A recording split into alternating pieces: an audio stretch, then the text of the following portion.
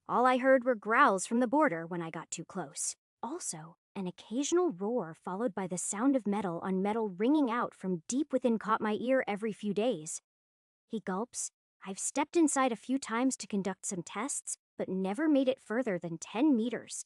The darkness is sickening. There is another moment of silence before Aerie speaks. The monsters in the abyss. How would I stack up against one? A semi-worried expression crosses his face. I reply, "Oh, you are definitely stronger than the monsters I faced today. The only problem is you wouldn't be able to perceive them. They seem to exist on a different frequency than regular mana-based monsters." The room is taken aback at this remark. Everyone's eyes open wide, wanting to know more. I throw my hands up in a playful manner.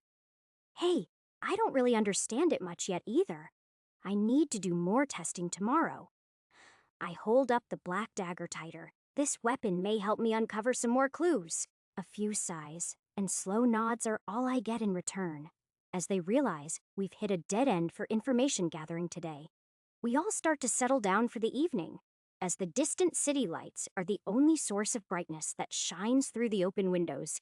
Chester cooks up another meal, and we spend the night rehashing our plans for tomorrow, and start discussing potential options for what we'll do once we get out of this whole mess. The only things that come up are starting a new life here in the Dark Continent, moving to another one of the 8 regions, or directly confronting the Association back home.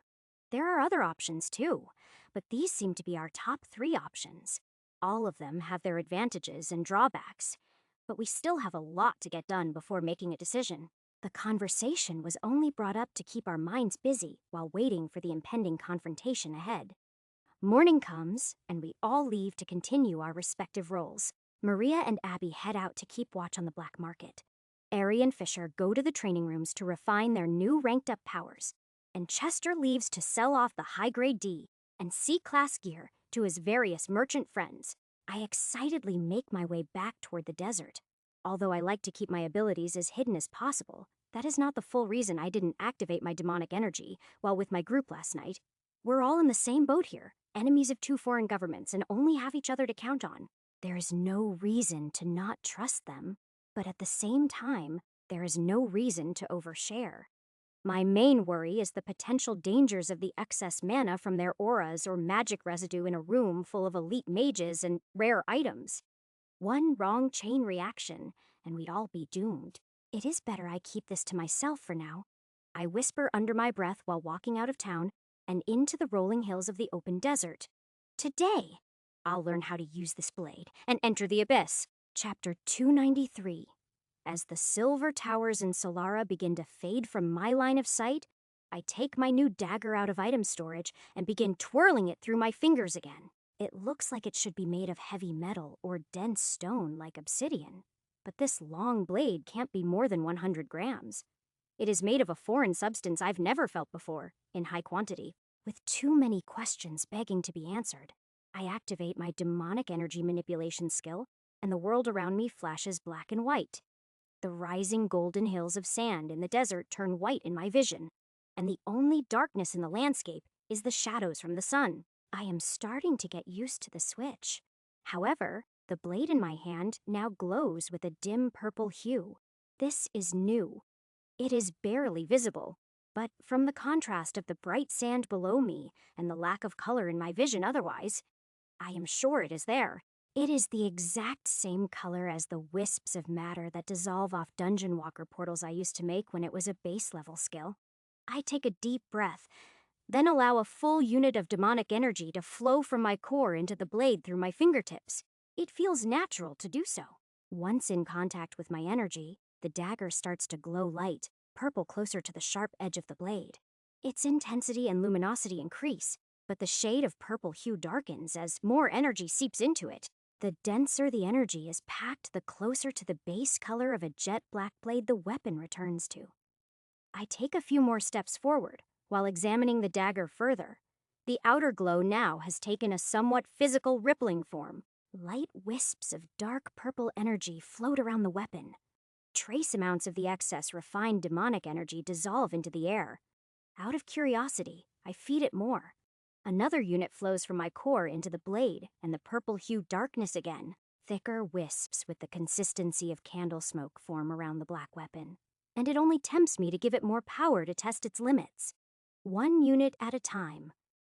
I continue sending refined, cool energy from my body to the blade. It hits 5 units, and the dark aura around it nearly covers my hand. It is so thick.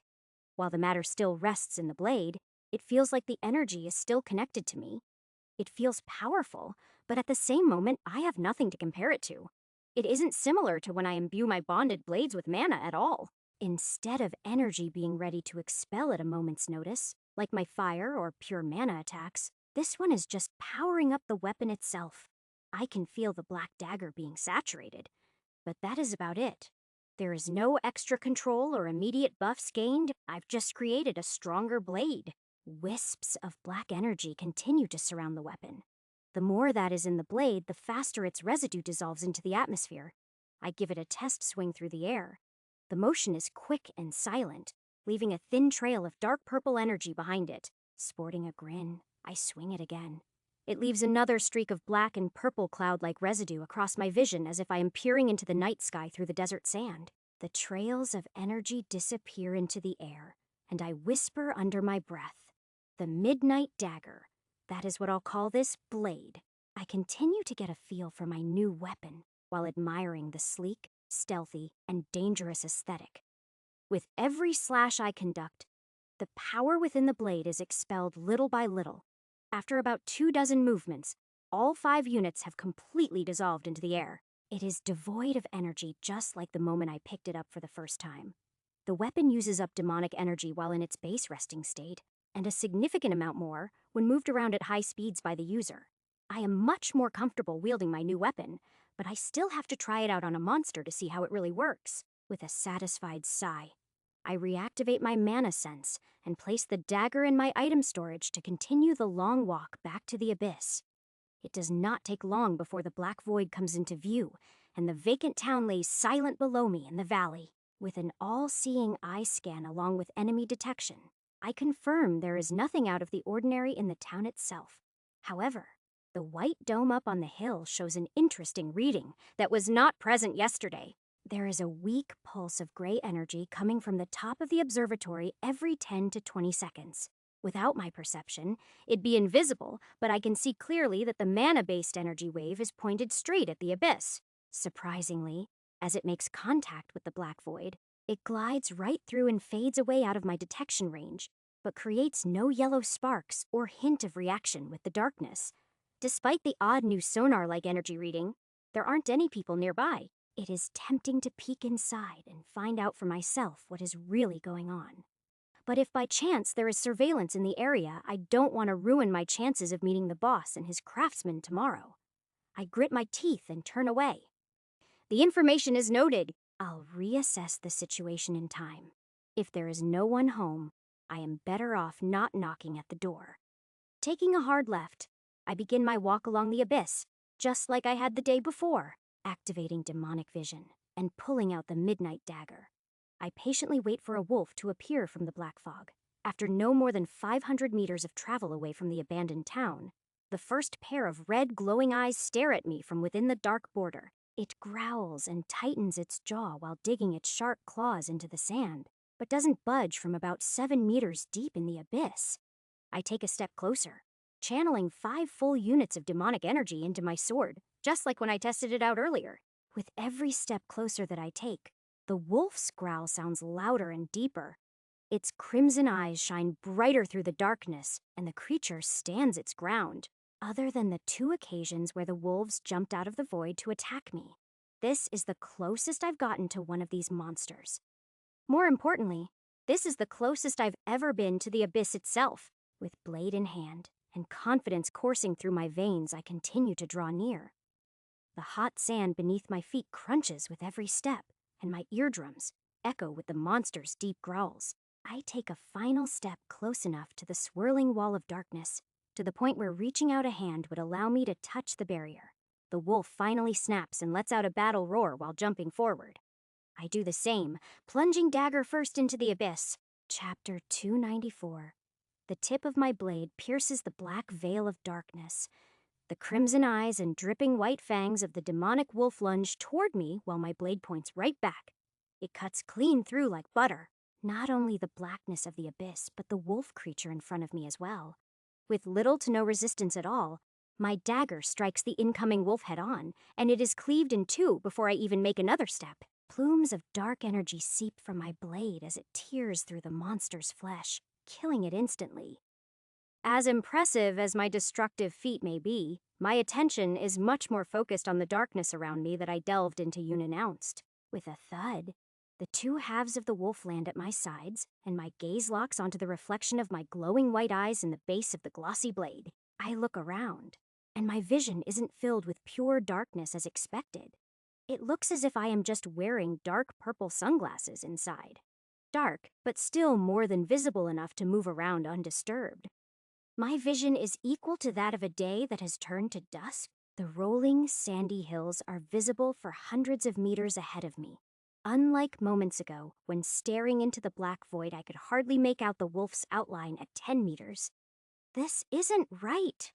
I remember Chester's words well. He mentioned he could enter the abyss unharmed, but couldn't make it more than a few meters without the darkness becoming unbearable. I am having a much different experience. Activating my manipulation skill, I absorb the energy from the fallen wolf. It brings my core back up to full, and my vision lightens even further. My visibility reaches nearly half a kilometer. Although the outside of the abyss looks like a thick black cloud of fog, the air quality actually has no difference. It may be a bit thicker, but the amount is minuscule. My movements and breathing aren't affected at all. If anything, I feel even more energetic and ready for a fight than before. As the two remaining halves of the wolf monster dissolve, the tiny black gemstone is left behind on the sandy floor. As I pick it up, the purple glimmer and glossy reflective surfaces shine in the light of my eyes again. I throw it in my back pocket, not wanting to find out what would happen if I were to activate my spatial magic in here. Wisps of energy still leak from my blade. After replenishing my stores from the world, there are just under 45 units in my core and a little over 4 in my dagger. Turning my head to the edge of the abyss behind me, the bright open desert is visible just slightly through a distorted white veil.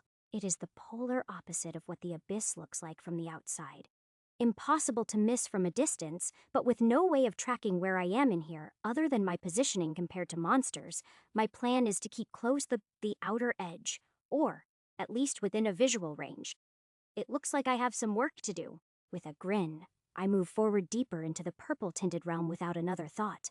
Tightly gripping my blade and scanning the area for dense pockets of raw demonic energy, I start my trek. I continue making my way east, and slightly north, walking deeper into this unknown. It feels eerily silent. But then again, so is the entire desert. About 20 minutes pass before a grouping of 4 wolves come charging my way with glowing eyes and no fear or hesitation in their movements. I sense them coming from a distance, but their travel trajectory hints toward the fact that they could sense me too. Plus, there are many of them traveling together now. Not just the scouts at the border. I run forward to meet the small pack head-on while channeling more energy into my blade to make up for the lost charge. 2 wolves jump out in front, and with a wide slash from right to left, I cut them down. The creatures' heads roll to the floor behind me while I prepare to attack their backup. Just like mindless dungeon monsters, these beasts show no fear. They only run straight ahead attacking me with the intent to kill. Nothing else. The black and purple wisps around my knife start to grow as I continuously channel more energy into the blade to prepare for a second strike. In doing so, the second my legs hit the ground, I feel a surge of power. My next step is considerably faster than the previous attack, and I lunge forward with blinding speed and precision. All of my perception senses increase for a moment as well. The wolves don't have any time to howl for backup. They're defeated before they even know what hit them. I smirk and turn around as all 4 fallen enemies stop moving and begin to dissolve. Similar to my blade, black and purple wisps of energy evaporate from my arms and shoulders, adding to the refined energy of the abyss. Once it leaves my body, it is lost from my control. It stops flowing the moment my heart rate slows, and my quick movements cease while absorbing all the raw energy from the wolves. There is some left over that I can't absorb. It just floats slowly into the air as the remains of the monster's bodies dissolve. I collect the 4 black gems and continue my walk, making a mental note of the energy surge I just felt. It was like a temporary speed, strength, and perception buff, but with such weak opponents, it is hard to tell by how much. It activates when my blade gets fully saturated with demonic energy and the output I am channeling through my pathways has nowhere else to go. The power slowly seeps through my muscles and invigorates my body. Afterward, I don't feel tired or fatigued at all. I need to conduct a few more tests. Over the next few hours, I run into more small wolf packs of 2 to 6 monsters per G grouping every kilometer I travel. My newest power-up is useful to take the wolves out quickly, but I am only able to activate it when my blade is full. Even while battling 6 demonic beasts at once, I hardly have more than a second to produce any results. The phenomenon's true capabilities are still an unsolved mystery to me. I curiously continue to probe the void for something stronger. Eventually, as I travel further east than I did yesterday, and nearly half a kilometer north into the abyss, the remnants of an abandoned town come into my field of view. It is much deeper in than I'd initially planned on diving, but something interesting catches my eye. I'd brush it off as just another evacuated settlement if it wasn't for the odd light purple, almost white, aura hovering over the vacant houses.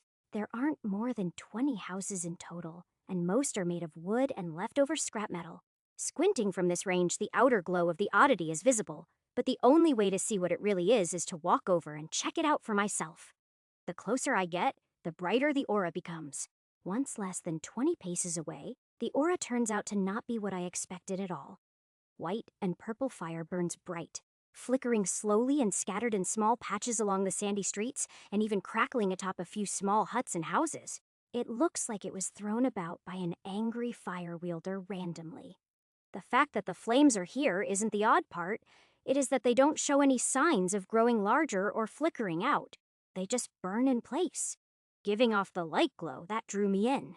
Every step closer I take, the more it doesn't make any sense at all.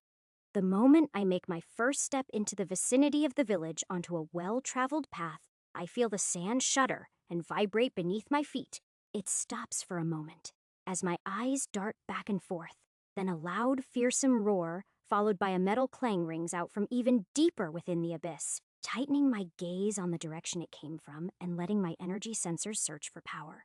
I pick up on the essence of a monster with nearly the same amount of raw energy in its core as me. This isn't a wolf. It is my chance to face a demonic monster with real power. Chapter 295. I take another step into the town. After the first ground-shaking roar, the air stays still and silence fills the dark abyss. The only movements I can sense are the white and purple flickering flames ahead of me. Cautiously, I take more steps forward while gripping my dagger. The roofs of the small huts I walk past are torn off, and some are missing doors and walls. It is difficult to tell if this destruction was man-made before evacuating, or if the monster that released its battle cry earlier had something to do with all this. Using my manipulation skill, I sense the dense grouping of raw energy coming my way at a steady rate. If I am picturing it correctly, there are nearly 40 units swirling around inside this beast. In response, I channel energy into my blade and start moving in its direction. I make it all the way through the desolate village, peering out into the purple-tinted horizon, awaiting its arrival. At first, I thought it might be some kind of mutant wolf, or a humanoid version of one. However, considering its roar, it sounds too familiar to a type of monster I fought in the past to resemble a wolf howl. My suspicions come true as the 4-meter-tall shadowy figure of a high orc comes stomping toward me from over a risen sand dune. Its skin is dark purple, and its armor is jet black. The creature's crimson eyes are the first thing that becomes visible while it charges my way. The monster raises a long, glossy sword similar to my dagger's coloring and lets out a roar. It locks its gaze on me while its body begins to exude high amounts of demonic energy. In doing so, it accelerates much faster. Sand flies up in the air to its sides as I finish channeling excess energy into my dagger. This activates my buffs to let the dark matter leak out from my body as well. The creature is fast, but I am faster. It is time to fight. Grinning, I lunge forward and match the demonic high orc's speed without an issue. My gaze tightens on its armor the closer I get, darting my eyes up and down to try and pinpoint a weak area to strike. It is almost entirely covered from the neck down. Other than its head, the areas I can strike are the backs of its knees, elbows, and a small area around its waist. That is where a majority of its demonic energy is leaking out from. So, it is signifying holes in the defenses. With eyes locked on the prize, I continue running forward as the armored high orc runs down the sand dune with its black blade raised. I jump upward, powered up with my new speed and strength buffs, as the demonic creature swings its blade down at me. A clang rings out on impact. The heavy breath of the beast can be felt from less than a few meters away, and its red eyes illuminate the area where we clash, announcing the battle's start. It is strong, much stronger than I initially imagined. Once we collide, even with my buffs, I am slightly overpowered strength-wise. My mana control is worthless, and my stat-boosting gear can't be used. I am reliant on the base stats of this body. Double's nerfed form plus whatever extra power the mysterious Midnight Dagger can lend me in the heat of battle. Although it slightly overpowers me, I still clearly have the upper hand. The monster's long sword begins to crack against the flowing essence of my dagger. My blade sinks into the metal of its weapon as it attempts to push it down further toward me. Surprisingly, neither its sword nor armor glows, channeling energy like mine. It seems this blade is special. It realizes its sword will break if it follows through with this swing any further, so it comes at me from the side with a tightened fist covered in demonic essence. Hit straight on from the side, I am sent flying down the desert hill while coughing up blood. I'll give it to ya. You can hit hard. Unfortunately, that is not going to be enough. I smirk, catching my feet on the desert floor and repositioning myself for our second incoming clash. It has the strength advantage over me, but I have speed. As long as I don't let it catch me in the air again, this battle is as good as won. I turn to let it follow me to a more flat area of the desert right outside the village. Battling on a hill is giving it the unnecessary advantage of high ground. It takes less than 5 seconds to get the beast exactly where I want it. The high orc lets out a roar while following and swinging its arms and blade, frustrated that I keep it meters out of reach at all times. Then, once the battlefield is to my liking, I turn to face it, activating my buffs. In the blink of an eye, I swerve around the creature's left side, narrowly avoiding its blade and aiming for the back of its knee. There is a small gap in its armored leggings, so I aim for it. The sound of metal on metal rings out as my energy-covered blade chips a hole in its armor, exposing even more of its hind leg. The monster swings its blade around to hit me, but I lunge away, slashing at its exposed free elbow. With every step I take, I burn through more demonic energy. Each powerful stride of mine uses up about half a unit, and just dodging burns through another half a unit every 3 seconds that I partake in battle. I could take a few hits from its charged fist if I needed to, but that first one hurt quite a bit. If I were to quantify it, the attack felt like the strength of a level 350 to 400 monster with a strength-based natural affinity. Considering this, and the fact that the wolves I faced earlier with 10 units of demonic energy felt like level 100 monsters, I can safely assume that a single unit of demonic energy is roughly equivalent to 10 levels. Stats-wise, in my weakened form, I only have a few dozen levels up on this creature. It is best for me to stay cautious moving forward. There may be many other opponents like this one that I can't always brute force my way to victory. I'll use a more tactical battle style here, slashing at its weak points until massive holes in its armor become visible. The high orc roars with frustration. These roars turn into cries of agony as I begin aiming for its flesh, not only aiming to weaken its defenses. Focusing on speed and using up a lot of my energy stores, I am able to bob and weave around the brute with surgical precision. Hit after hit, the beast's vitality is brought down to a critical level. In doing so, the monster gets much slower as well. Every attempt it makes to block uses up more of its own demonic energy, and every swing of its blade becomes sloppier by the minute. The clang and crack of metal echo through the vacant town as its final desperate attempt to cut me down ends and its blade being sliced in two by my dagger. The dark-skinned high orc falls to its knees, unarmed and riddled with slash marks on its arms and legs. I jump above it and deal the finishing blow to the center of its forehead. The corpse, shattered armor, and broken blade fall to the sandy floor with a series of thuds. I step away while breathing heavily. I check the contents of my core. Less than 10 units of demonic energy remain. I am a bit fatigued, but the physical stress on my body is mostly forgotten as I am invigorated by the fact that I took down my first difficult opponent in the Abyss. That was the first time I've managed to go all out with this new power, and it felt good. The remnants of the high orc start to dissolve, and I absorb the remaining raw energy it releases, bringing me almost back up to a full core. But not quite. The monster used up a lot of its own energy stores in our battle. I bend down to grab the glossy black gem it leaves behind, but the ground starts to shake violently as I do.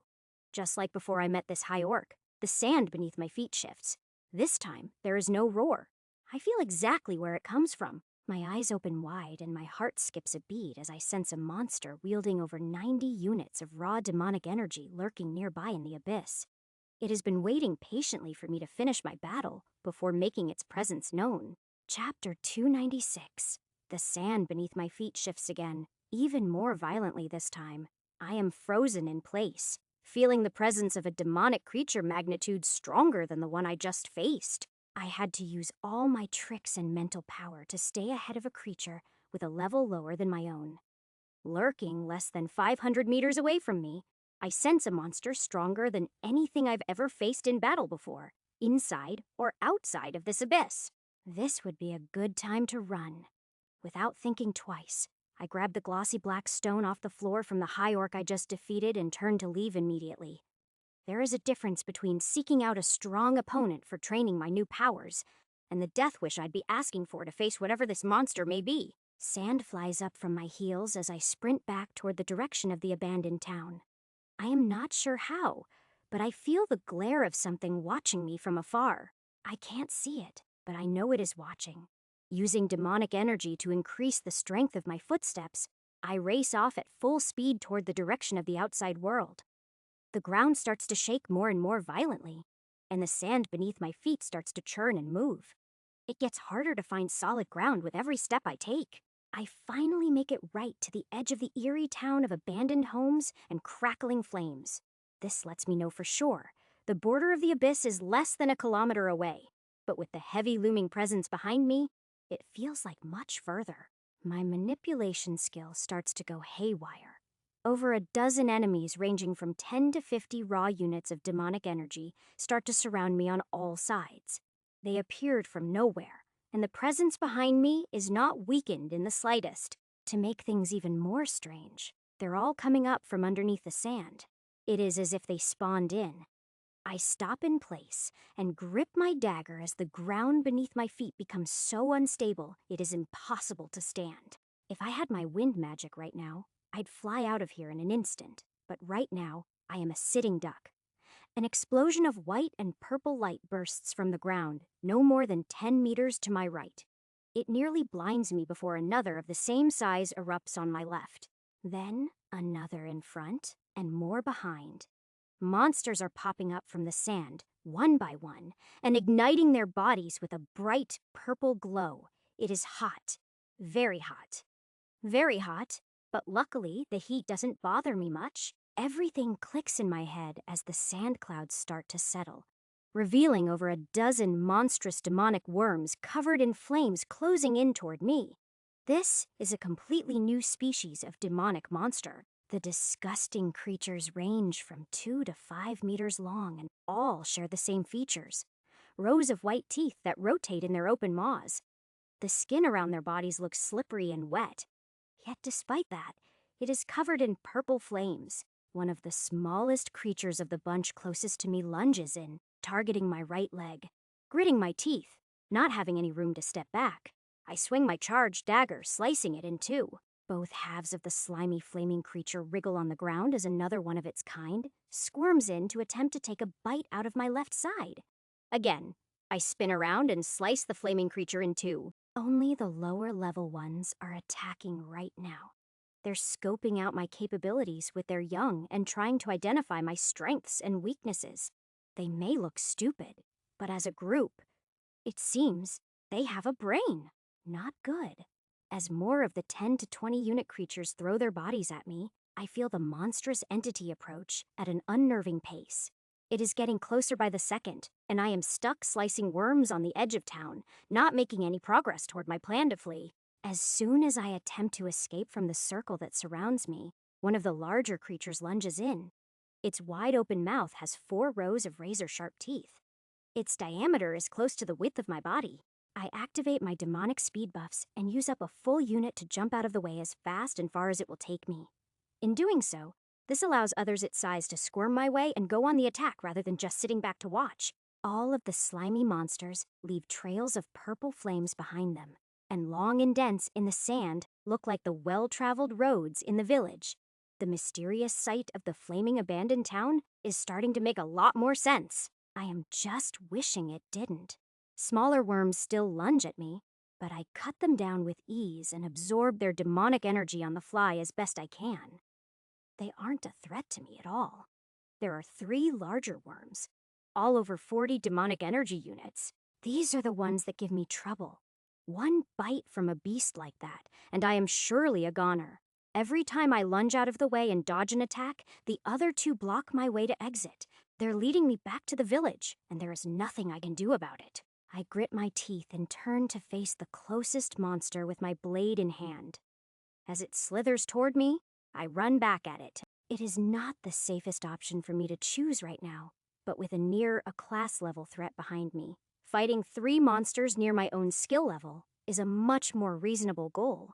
Charging my blade to the max, I lunge at it straight on. As the worm tries to swallow me whole, I duck to the side and leave a deep gash along its slimy skin.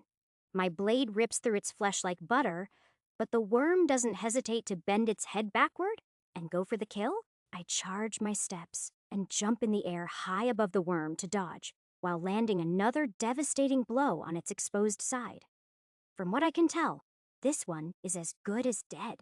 All seems to be going well, but its 2 battle partners see that I am not doing my usual running away tactic and join in on the fun to avenge their fallen partner. Damn it!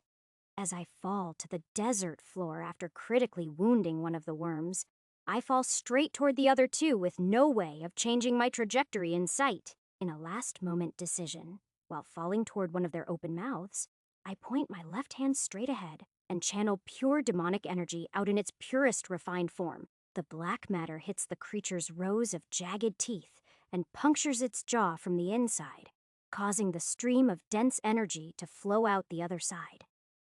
Its head flails backward, but it is back in action the instant my feet hit the ground. The second worm, on the other hand, has no such obstacle and is now out of my field of view.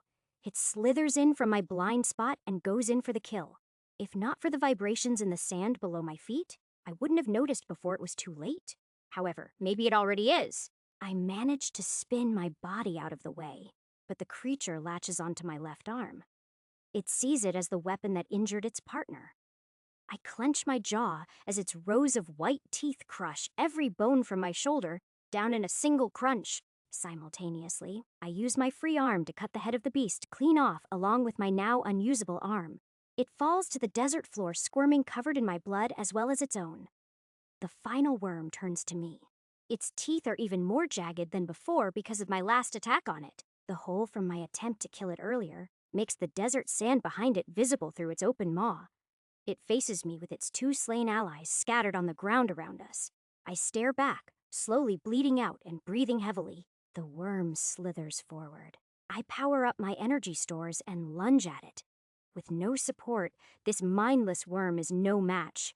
I cut it down in 3 clean slashes, and it lies lifeless by its allies. The remains of the dozen enemies that sneak attacked me are scattered across the desert floor, covered in the purple flaming residue. Even after death, they all begin to dissolve, and I absorb enough energy to bring myself back to full, but don't waste a second to stop and collect their black stones. The monster I am dreading to meet finally decides to make its move. I shudder as the ground shakes and rumbles. This movement is nothing like the squirming, shifting sensation of the previous attackers. This feels like an earthquake. The only thing that could make such world-shaking movements is a true behemoth, slithering beneath the desert floor, stalking its prey with no thought of danger. I run. The ground beneath me starts to slowly rise, and all I can do is use every last drop of demonic energy my body will allow to propel my steps forward. The white edge of the abyss to the outside world seems to get further and further away the faster I try to run. I manage to outpace the rising hill of sand beneath me, leaving the village about 100 meters behind. But the sight I witness does the opposite of giving me any extra sense of relief. The desert floor rises and pops like a bubble as rows of house-sized teeth erupt from the sand in a perfect circle to swallow the entire village whole. A tidal wave of rippling sand violently comes my way as the A-class threat makes itself known. Chapter 297. I can't believe my eyes. Impossible. I've never seen a creature this size, and have most definitely never faced one this powerful either. If my estimate is correct, the monster before me has the raw stats of a level 900. It is a ranked up version of whatever the tiny insects were that I just fought. This creature is on a whole different level. The entire village of 24 homes is swallowed into the open maw of this beast, without a hint of restraint, with 4 glowing eyes, tough spiked scales around its body, and waves of demonic energy pulsing from its very being. One thing is very clear. I am no match at all. I continue to run. The rippling rubber-like consistency of the sand floor sends me flying through the air with every few steps I take. It is like attempting to stay upright in a raging storm on the open sea. This demonic worm has control of the entire desert around it. The power feels similar to an earth manipulation ability, but without my mana senses, it is impossible to tell. Still, using my remaining energy stores, I push myself to run with everything I've got. Turning my head back one last time, its open mouth stares at me. It leaks a dark purple aura with hints of crimson light mixed within. Behind that, hundreds of meters of body come slithering out from the crater it has made on the desert floor. The creature's movements are that of an enormous serpent. From here, it looks as if a skyscraper just erupted from the earth. Just when I thought things couldn't get any worse, its entire body ignites into purple flames and dives forward into the ground. The luminescent beast begins swimming through the sand like it is water. I can instantly feel the immense heat its body produces even from here. I turn back to focus on the glistening white wall to the outside world and burn through demonic energy at a rate faster than I even knew was possible, gritting my teeth and making massive holes in the sand beneath every one of my steps as I propel myself forward with refined energy. I reach for the light. Even so, with every powerful stride I take, the worm creature gets closer and closer. Waves of sand start to distort the desert floor even more violently. They form in front of me now, and not just under my feet. With wide-angled swings of my dagger, small holes in the mounds are blown away for me to lunge through. My vision attempts to tunnel on the approaching white wall to freedom ahead. The worm behind me is getting so close that I can feel the vibrations of its teeth scratching against each other, and the presence of its glowing eyes burn into the back of my neck. Just being near it feels like there is an intimidation skill active on full blast. At the same time, the edge of the abyss is getting even closer. It is less than 30 strides away. All of a sudden, the smaller mounds of sand that previously formed barriers in my path start to drift away. They all head toward the white border, and now the sand lays dormant around me on the desert floor. This is my chance. Not questioning it for a second, I continue to run forward with even more speed, without having to swing my blade or watch my footing for sinkholes. This makes things a lot easier. The desert is flat and silent. The path before me is clear. My remaining energy stores are under a third. At this pace, I'll be swallowed and ripped to shreds the moment I break through to the outside world. Still, if I can activate my mana-powered skills, I may have a chance. Every small advantage counts. For a full 5 seconds, I manage to match the pace of the worm, but my luck doesn't last. Of course, my hunter wouldn't let me go free that easily. Just a few dozen meters from the border, the sand dunes that moved away earlier begin to swell up together.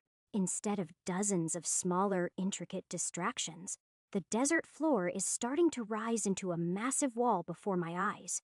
The flaming worm has led me to a dead end. However, there is still hope. I run up the swell of sand as it begins to consolidate. The upward incline slows my forward momentum, allowing the worm to gain even more distance on me while I climb the ever-rising incline of desert sand. I burn through every last drop of energy in my body, leaving a trail of denser black and purple refined demonic energy in my wake. With every lightning-fast stride, I jump an additional 5 to 10 meters higher into the air. The enormous worm dives directly below me and disappears into the steadily forming wall of mass that I climb. Each step feels like an eternity, but I persevere and manage to reach the top of the moving sandy mound before it fully forms into an enormous sandstone wall.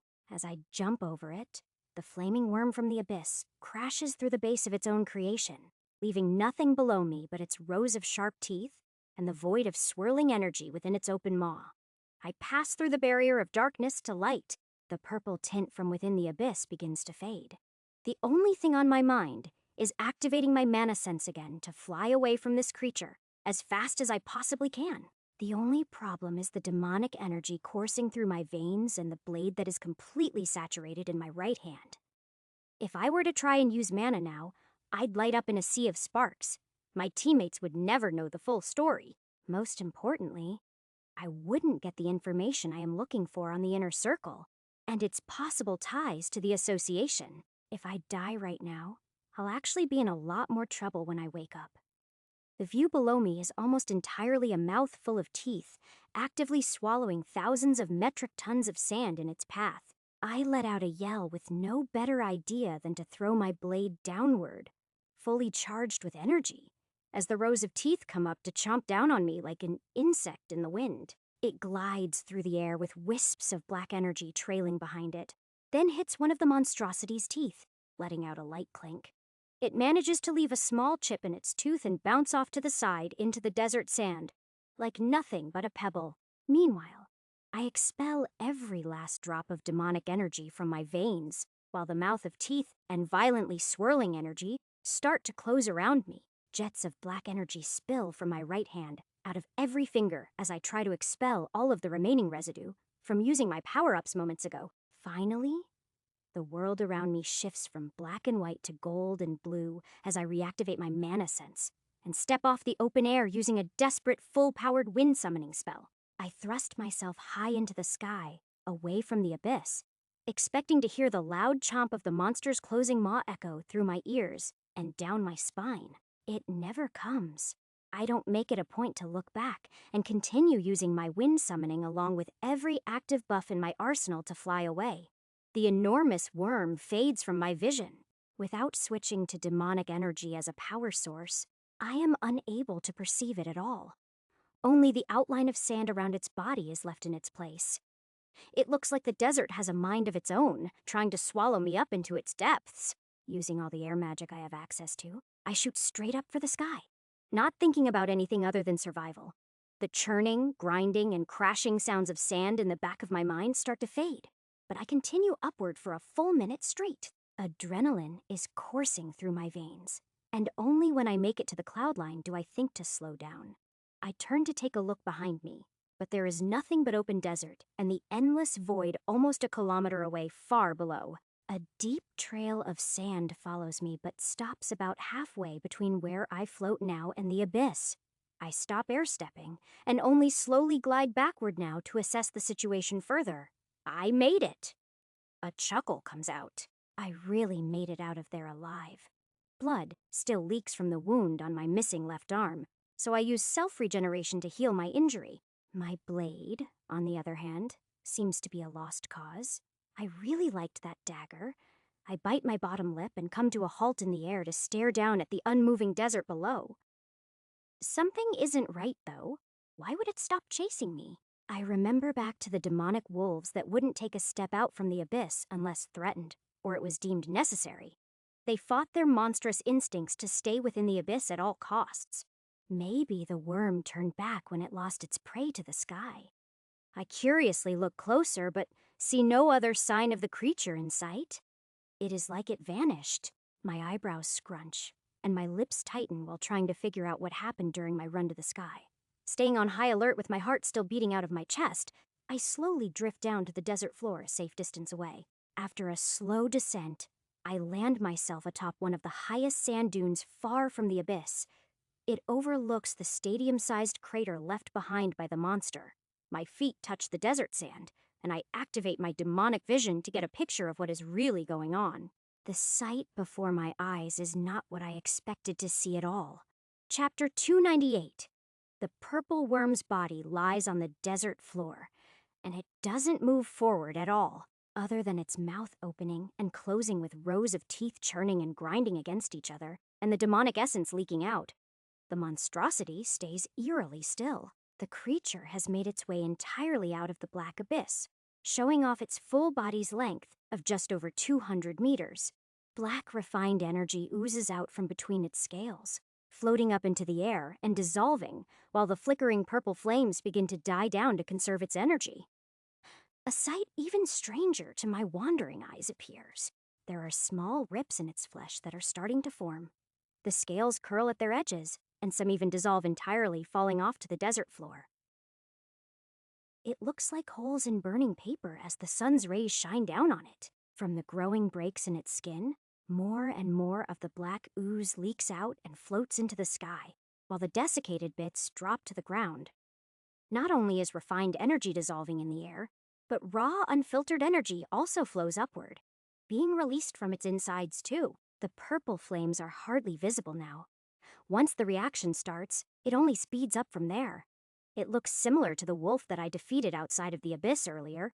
The remains of its body are dissolving along with the energy inside of it. As the reaction continues to get worse, it begins to finally move again, writhing in agony.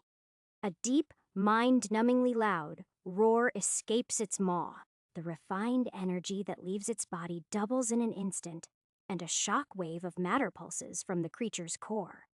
The desert floor shakes as it attempts to manipulate the sand, but the more power it uses, the faster the dissolving rate increases.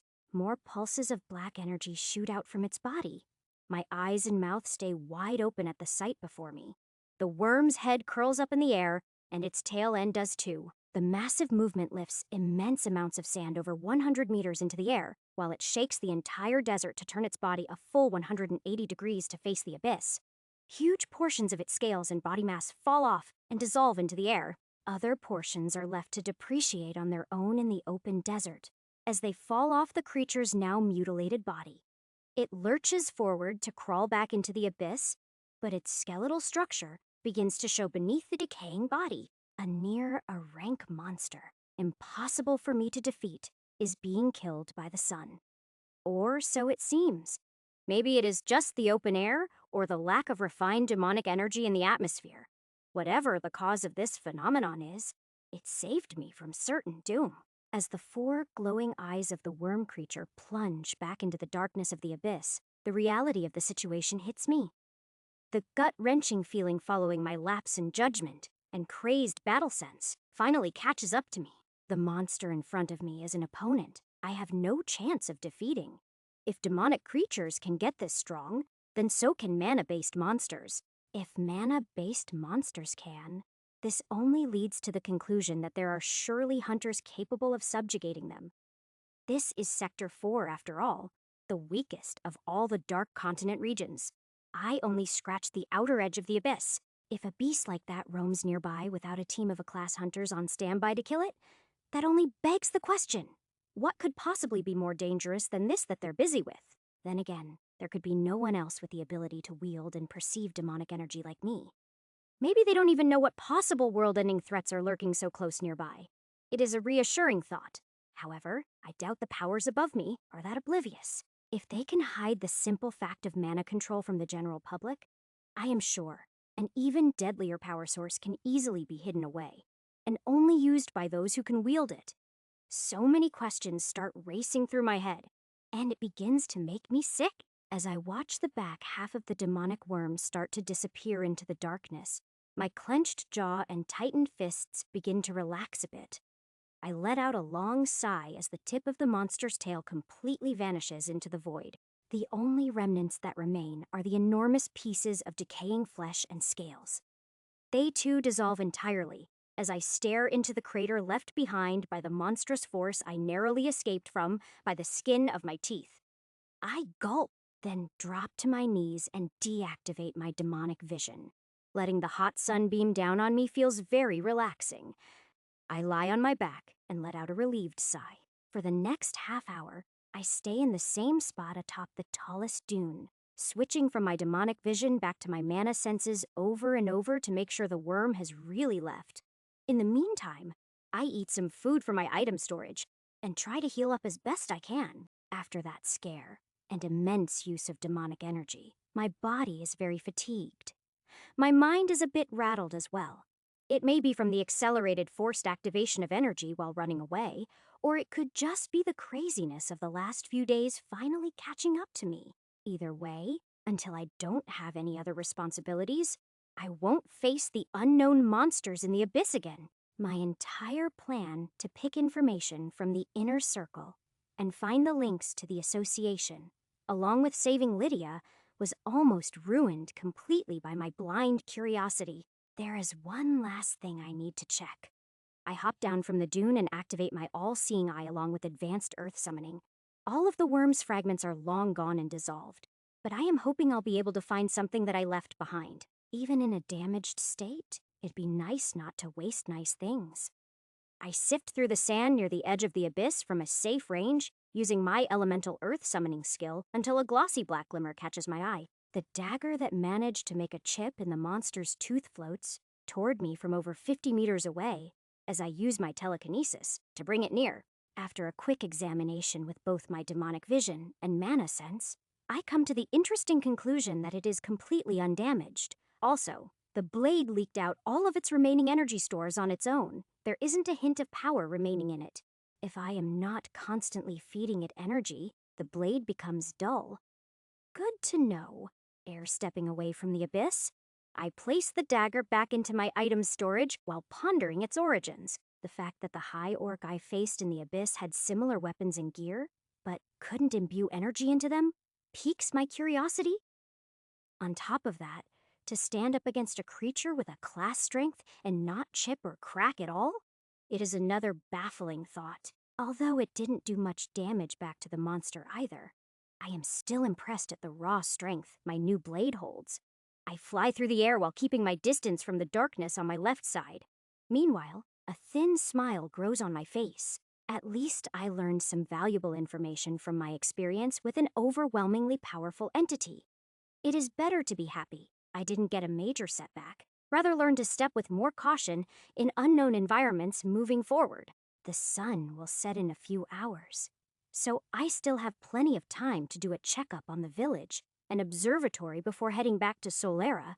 Over an hour passes as I make my way back. Once the vacant desert huts and white dome atop the cliffside come into view, I activate all my perception skills to do a full, detailed sweep. I pause my flight path in midair and activate stealth as two unfamiliar mana-based enemy readings pop up on my radar. Chapter 299. Up in the observatory, I sense the mana readings of two humans. Although I am a great distance away, I still instinctually hide with stealth and drop down closer to the desert floor for cover after the events that unfolded just over an hour ago in the abyss. To my surprise, the two readings are both between levels 300 and 330. My gaze tightens, and I start to drift closer again. One has a swordsmanship skill, and the other has an extreme speed buff skill of 35%. These are fairly common combat skills, but considering their levels, these two are far from amateurs. They could be grunts for the inner circle, but they don't wear those fancy pins. So, possibly, they're Solaran guards tasked with searching the abandoned observatory to collect equipment they missed during the evacuation. My guess is the former. Either way, this is very suspicious and worth my while to check out. My only task for the last few days has been to keep an eye on the town and observatory. I should take it seriously now that there is actually something going on. Lower levels below 400. Like these. can't perceive me while I am in stealth mode. No matter what, it just look and feel like a breeze is passing through when I approach. Especially those with zero perception skills or any signs of mana control, I continue to drift closer, making my way past the abandoned town and higher into the sky, just to be extra cautious, not to turn up any loose sand with my wind summoning ability. As I do, a gray pulse of energy flies out from the top of the white dome. It vibrates as it disappears into the abyss. My eyes track it all the way into the darkness. I've seen the white dome expel this energy a few dozen times now, but it still makes no sense to me. If I get the chance, I'll have to figure out what that beam really does too. It is not at the top of my priority list, but does stick out in the back of my mind. As I get closer to the white dome up on the hill, the size of the structure starts to become clearer. The observatory is much larger than I initially thought. At closer inspection, it is a lot more detailed too. Now that I am floating up above it, I can see the back that faces the abyss in full view. Instead of just flat white walls that curve up into a dome on all sides as it appears from the village area, there is a 7-meter wide rectangular opening in the roof. It starts at the point where the dome begins to curve and stops close right at the top of the structure. This makes sense. It is where all of the stargazing gear and technology would point up to the desert sky, facing away from the town. However, from here it seems the old telescopes and astronomy tech have been stripped out, and new silver magical poles and wires create this oddly shaped sonar device. All of the miscellaneous gear and materials dully glow and pulse with the same gray energy I witnessed earlier. The scattered wires and magical items are charging up a thick metal rod that leads to a clear orb at its top, peeking out from the opening in the roof. The longer I watch and stare, the more the orb fills with the gray glowing energy. It gets brighter and brighter, almost turning white. Seconds pass, and it fills to the brim before releasing another crescent of the energy substance out into the darkness. It vanishes again once entering. I attempt to use my appraisal skill along with my all-seeing eye to understand what this structure is doing, but the readings I get back only confuse me further. Half of the text boxes show up as blank or question marks, while the other half just show dozens of mana crystals that power up the makeshift device. While attempting to decipher what all the text says, another charged-up pulse flies into the darkness like clockwork. Meanwhile, the two figures I caught on my radar earlier start to come closer. I am over 20 meters in the air above the structure and in my full stealth mode, so there is no way they'd notice me. I drift down closer, landing gently on the roof of the dome of the observatory near the opening.